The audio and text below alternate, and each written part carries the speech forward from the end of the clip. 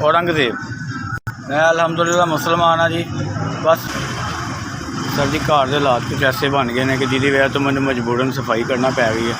मैं कारीगर है सा बैग बस्सियां का, तो ज़रा नहीं अजकल काम चलता पाया तो बच्चों पालना बड़ा मुश्किल हो गया। इस करके मैं जो सफाई का काम शुरू कर दिता है।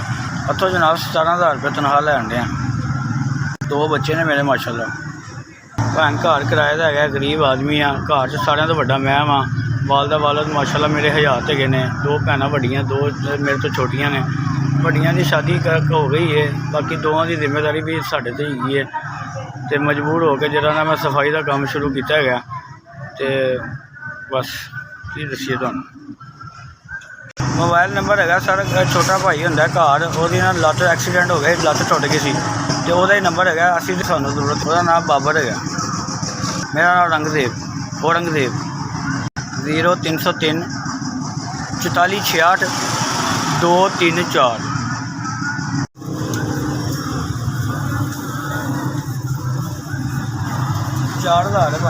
पाक जिन्हें भी है मदद की है, सिलसिला बनाया है, जिन्हें भी मेरी मदद की है, जिन्हें मैं 4,000 भेजे है, अल्लाह पाक उन्होंने दिन दुगनी रात चुगनी तरक्की ता फरमाए जी। अल्लाह पाक वो इज्जत शर्म हर चीज़ बरकरार रखे और उन्होंने मज़ीद लोगों की मदद करने की तौफीक अता फरमाए।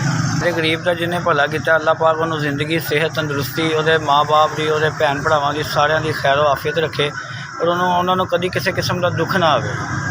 SBS तुहाडी बड़ी मेहरबानी।